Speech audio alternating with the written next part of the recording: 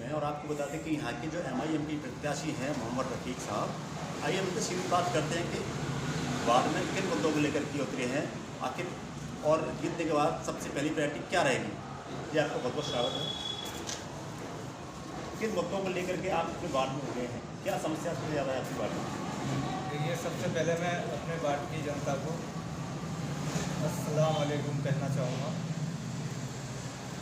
हमारा जो मुद्दा है वो ये है कि हमारे वार्ड के अंदर ये पहली बार हमारा वार्ड बना है, नगर निगम में पहली बार आया। इससे पहले यहाँ पर प्रधानी हुआ करती थी, तो हमारे यहाँ पर जो भी प्रधानी होती थी वो प्रधान हमारे क्षेत्र में उन्होंने कोई विकास नहीं किया। जलालपुर वाले बोल देते थे कि तुम्हारा एरिया आता ही नहीं है हमारे वार्ड उसमें गाँव में। जोरावर वाले बोलते थे कि हमारे गांव में नहीं आता। तो हमारा जो पूरा वार्ड अभी कच्चा पड़ा हुआ है। हमारा जो मुद्दा है वो विकास को लेकर है और शिक्षा को लेकर है, स्वास्थ्य को लेकर है। अगर वार्ड 35 की जनता ने मुझे चुना तो मेरा सबसे पहले जो मुद्दा है वो ये है कि हमारे यहाँ पर एक हॉस्पिटल है, वो जो है महफूज नगर के नाम से है, लेकिन वो जलालपुर में चल रहा है। तो सबसे पहला मेरा मुद्दा यही रहेगा कि मैं उस हॉस्पिटल को अपने एरिया में लेके आऊँ।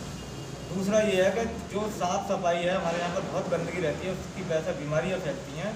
तो मेरा जो ये है कि सबसे पहले ये साफ़ सफाई पर ध्यान दिया जाएगा, नालियों पर ध्यान दिया जाएगा और जितनी कच्ची गलियाँ पड़ी हुई हैं उन्हें बनवाने का काम किया जाएगा। और हमारे क्षेत्र में पानी की सबसे बड़ी समस्या है, क्योंकि यहाँ गरीब जनता है, किसी के पास इतनी गुंजाइश नहीं है कि वो समर लगवा लें, तो इसलिए लोग परेशान रहते हैं। एक दूसरे से पानी की जो है पड़ोसी अड़ोसियों के जहाँ से बढ़ते हैं। तो मैं सबसे पहले यहाँ नगर निगम की एक टंकी मंगवाने की कोशिश करूँगा।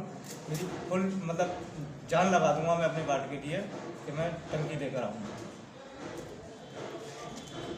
रफ़ीक साहब, पार्टी तो बहुत हैं, लेकिन आपने MIM पार्टी क्यों चुनी? देखिए, पार्टी मैंने यूँ चुनी, इससे पहले हम लोग भी सपा में हुआ करते थे, लेकिन सपा से हमारा जो मन हट गया, क्योंकि सपा जो है हमारा कोई हकूक़ नहीं देती। आज MIM पार्टी हमने इसलिए ज्वाइन की कि ओवैसी साहब हमारे हैदराबाद से चलकर यूपी में आए और दबे कुचलों की आवाज़ ओवैसी साहब के अलावा कोई नहीं उठाता, चाहे वो दलित हों, आदिवासी हों, मुसलमान हों, छात्र हों, इनकी आवाज़ सिर्फ और सिर्फ ओवैसी साहब उठाते हैं। ओवैसी साहब के अलावा कोई नेता ऐसा नहीं है कि वो आवाज़ उठाता हो किसी। हमारे हकूक़ नहीं मिलते हमें। भाई, हम 22% हम मुस्लिम हैं, तो हमें बराबरी का हिस्सेदारी क्यों नहीं दी जाती? हमारे वार्ड के अंदर ही देखिए सपा ने क्या पक्षपात किया। हमारे दो भाई लड़ रहे थे, मुन्ना मलिक भी लड़ रहे थे, काबिल मलिक भी लड़ रहे थे। 8000 वोटों पे उनको टिकट नहीं हुआ और 60-70 वोटों पे यादव जी को टिकट हो गया। तो आप खुद सोचने वाली बात है कि सपा जो है पक्षपात करती है मुस्लिमों के साथ में, इसलिए हम पहले सपा को त्याग चुके हैं। आपकी जो बात की आवाम है उसके लिए आप क्या संदेश देना चाहेंगे, क्या कहना चाहेंगे आप उसके लिए? मैं अपने वार्ड की जनता के लिए यही मेरा संदेश है कि देखिए, सोच समझ के वोट करें और इस बार इंशाल्लाह पतंग बहुत अच्छे बहुमत से जीतने वाली है।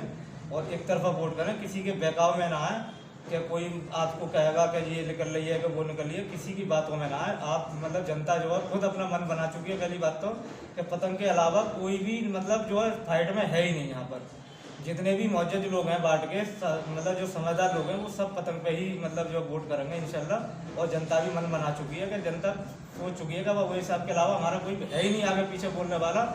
तो जब हर मुद्दे पे जब ओवैसी साहब बोलते हैं तो वोट के हकदार भी ओवैसी साहब हैं। इसलिए सारी जनता एक तरफा वोट करेगी, मुझे भरोसा है। और इंशाल्लाह अल्लाह ताला हम जो बहुत अच्छे बहुमत से जीतेंगे। अभी आपने सुना कि हमारे साथ मौजूद थे वार्ड नंबर 35 की प्रत्याशी हैं मोहम्मद रफ़ीक साहब। अभी आपने सुना कि उनकी कहानी उन्हीं की ज़ुबानी।